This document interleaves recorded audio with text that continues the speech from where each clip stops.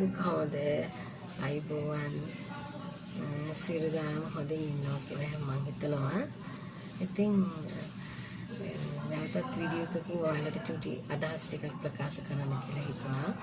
මම කලින් කතා කරා ලංකාවේ දේශගුණික තත්ත්වය ගැන. ඉතින් අද කතා කරන්න හිතුණා ලංකාවේ භූමිය ගැන. සබහා ධර්මයේ විසින් අපේ ලංකාවට පතිත කරලා තියෙන භූමිය ගැන. ඉතින් අපේ භූමිය දිහා බලනකොට ලෝකේ වටිනාම භූමියක් කියලා මට කියන්න පුළුවන්. ලෝකේ අනිත් රටවල් දෙස බලනකොට අපේ ලංකාවේ තියෙන සබහා ධර්මයේ විසින් දායාද කරලා තියෙන වටිනාම සම්පත තමයි භූමිය. මම නම් රත්නපුර දිස්ත්‍රික්කයේ බෙලිහුල්ලේ තමයි මගේ ගම. ඉතින් රත්නපුර දිස්ත්‍රික්කයට ලැබිලා තියෙන භූමියේ රත්නපුරේ භූමියේ හැරුවොත් මොනවද තියෙන්නේ? ලෝකේ වටිනාම ඉහළම මිලට වටිනාම සම්පතක් වෙන මොනවාද? මැණික් තමයි ලංකාවේ රත්නපුර භූමිය හැරුවොත් අපිට මැණික් ලැබෙනවා. ලංකාවේ ලෝකේ හොඳම මැණික් තියෙන්නේ ලංකාවේ තමයි රත්නපුරේ. ඉතින් තව නිෂ්පාදනය ජාත්‍යන්තරයේ තරම් තව විශාල ලෙස නිෂ්පාදනය කරන්න තාම පෙළඹිලා නැහැ. නමුත් ලංකාවේ භූමිය තුල ඛනිජ තෙල් තියෙනවා. තව එකක් තමයි ලංකාවේ භූමිය හාරන්න අවශ්‍ය නැහැ. මතු පිටින් තියෙනවා කඳු වශයෙන්, විශාල කඳු වශයෙන් තියෙනවා විවිධ ලස්සන කෘත්‍රිම නිර්මාණයන් කරලා ලෝකෙට ඒක එච්චර දන්න විදිහට නම් ලෝකේ ගොඩාක් ඒක ආනයනය සඳහා යොදවන්නේ නැහැ. නමුත් කෘත්‍රිම භාණ්ඩ විවිධ විසිතුරු භාණ්ඩ නිෂ්පාදනය කරන්න පුළුවන් තිරිවාන කියන්නේ සුදු පාට වීදුරු වගේ ලස්සන ගල්. ඒවා කඳු වශයෙන් විශාල ප්‍රදේශවල ලංකා භූමිය තුළ තියෙනවා. එක ප්‍රදේශවල. තව අනිත් එක තමයි මැටි භාණ්ඩ නිෂ්පාදනය කිරීම සඳහා කිරිමැටි තියෙනවා අපේ භූමිය තුළ. මැටි භාණ්ඩ විවිධ භාණ්ඩ තියෙනවනේ. මැටි භාණ්ඩ නිෂ්පාදනය කරන්නේ වලන් තියෙනවා, විසිතුරු පෝච්චි, විවිධ දේවල් විසිතුරු භාණ්ඩ නිෂ්පාදනය කරන මැටි පස තියෙනවා අපේ භූමිය තුළ. අනිත් එක තමයි ගොඩනැගිලි සෑදීම සඳහා වැලි පස. ගංගවල් වල මුහුදේ අපේ වැලි පස තියෙනවා. අනිත් එක තමයි ආහාරය සඳහා ගැනීම නිෂ්පාදනය කිරීමට වගාව සඳහා අවශ්‍ය පස තියෙනවා අපේ භූමිය තුළ. ඕනම දෙයක් වගා කිරීම සඳහා අවශ්‍ය පස තියෙනවා ලංකාව භූමිය ඇතුළත.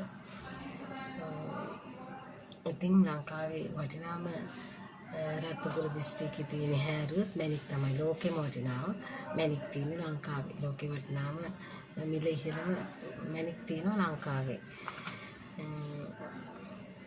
ඉතින් අපේ ලංකාවේ පස්වල තියෙන වටිනාකම ඒක තමයි මම කියලා නිම කරන්න බැරි තරම් වටිනාකමක් තමයි අපේ ලංකාවේ පස් මිටක තියෙන්නේ. ඒක සබහා ධර්මයේ විසින් අපිට දායාද කරලා තියෙන ලෝකයේ අනිත් රටවල් දිහා බලනකොට වටිනාම සම්පතක් තමයි පස භූමිය. ඉතින් ඒ ගැන ගැඹුරින් අධ්‍යයනය කරොත් ඊට වැඩි දේවල් සොයා ගන්න පුළුවන්. ලෝකේ ගොඩාක්ම ලෝකේ ඉස්සර නම් බෙලිහුල්ලේ රත්නපුර දිස්ත්‍රික්කයේ තමයි තේ වගාව තියෙන්නේ. ඉස්සෙල්ලා නම් හොඳම තේ තමයි සිලෝන් ටී. දැන් නම් විවිධ රටවලින් නිෂ්පාදනය ගේනවා. ලෝකේ හොඳම තේ තමයි සිලෝන් ටී. රත්නපුර දිස්ත්‍රික්කයේ තමයි තේ වගාවක් තියෙන. රත්නපුර තමයි වැඩිපුර ප්‍රමාණයක් තේ තියෙන්නේ. ඉතින් ලෝකේ කියන්න බැරි තරම් වටිනා රටක් තමයි අපේ රට. ඒ ගැන තමයි මම ඔයාලට මේ චූටි අදහසක් අද ගත්තේ භූමිය ගැන කිව්වේ. ඉතින් අපේ ජනතාව ඒ වටිනාකම් ගැන එච්චර හිතන්නේ නැහැ ගැඹුරින්. ඉතින් තව එකක් තමයි මම කියන්නේ තව ලෝකේ විවිධ රටවල ජනතාවත් එක්ක මම සේවය කරලා තියෙනවා. නමුත් අපි ලංකාවේ ජනතාවගේ හදවත් හරිම හොඳයි. නිහතමානී, ආදරේ, කරුණාව, දයාව, මෛත්‍රිය මෙන්න මේ යන ගුණාංග වලින් පිරිච්ච බුද්ධිමත් ජන කොටසක් තමයි අපේ ලංකාවේ ඉන්නේ. ලෝකෙ කොහේ බැලුවත් අපේ ජනතාව ඉහළින් වැජඹෙනවා ලෝකේ. ලංකාවේ ජනතාව කොතනකවත් පහත් ලෙස නැහැ. ඕනම තැනක ගියාම ඉහළින් තමයි අපේ ලංකාව ජනතාව ඉහළ තැනක තමයි ඉන්නේ. බුද්ධිමත්, හැම පැත්තෙම බුද්ධිමත්, ආදරේ, කරුණාව, දයාව, මෛත්‍රිය මේ කියන ගුණාංග වලින් පිරුණු ජනතා කොටසක් තමයි ලංකාව තුල ඉන්නේ. ඉතින් විශේෂයෙන්ම ජනතාව තුල හැඳින්විය යුතුයි ලංකාවේ ජීවත් වෙන ජනතාව තුල තියෙන්නේ මේ වගේ විශේෂ ගුණාංග ටිකක් තමයි. ඉතින් මනුෂ්‍යාත්මයක් ලබන්න ගොඩාක් පින් කරන්න ඕනේ. පින් කරන්න ඕනේ. ආත්මයක් ලබන්න එහෙම ලේසියෙන් බෑ මනුෂ්‍ය ජීවිතයක් ලබන්න. ඉතින් ඒ ලැබිලා තියෙන ජීවිතේ වටිනාකම මෙතකයි කියලා අපිට සීමා දාන්න බෑ. තමාට විශ්ව ශක්තිය විසින් දායාද කරලා තිබෙන මේ ජීවිතයේ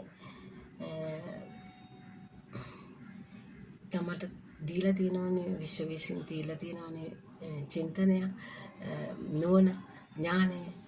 ඒ ඥාන ශක්තිය උපරිමයෙන්ම යොදවලා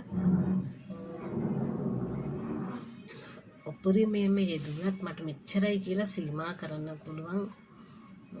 තමන්ට යන්න පුළුවන් මෙච්චරයි කියලා එහෙම සීමාවක් දාන්න අවශ්‍ය නැහැ. අපිට එහෙම සීමාවක් දාන්න බෑ.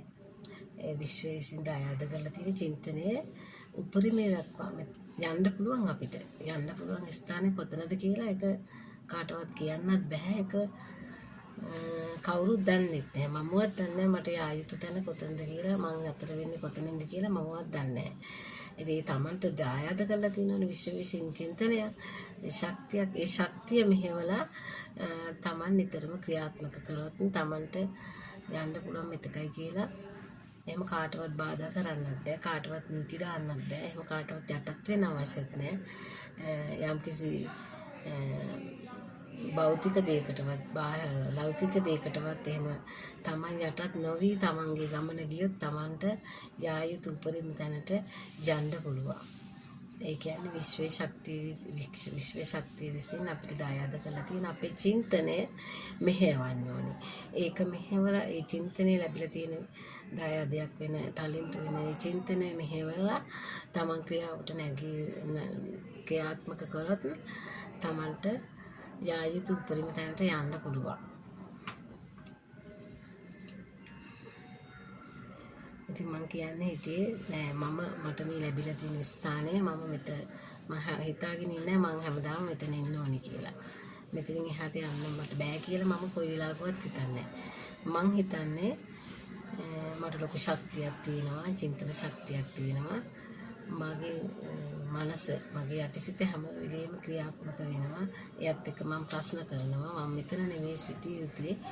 මට මෙච්ච වැඩි දුර ගමනක් යන්න ඕනේ. මට මේ ජීවත් වෙලා ඉන්න කෙටි කාලය තුර මම ලෝකයට සේවයක් කරන්න පුළුවන් ස්ථානෙට මම රැගෙන යන්න කියලා මම හැම වෙලෙම යටිසිතත් එක්ක මම ප්‍රශ්න කරනවා. මම හිතනවා කවදා හරි දවසක මාව දෙවියන් වහන්සේ තැනට රැගෙන යයි කියලා. ඉතින් චූටි අදහස් ටිකකින් ඔයගොල්ලෝ දැනුවත් කරා. කතාව හොඳයිද කියලා අහලා බලන්න. ඉතින් නැවතත් වීඩියෝ එකකින් ඔයගොල්ලෝ හමු වෙන්නම්. එතකන් සියලු දෙනාටම ජේසුස් පිටයි බුදුසරණයි. අයබෝවන්.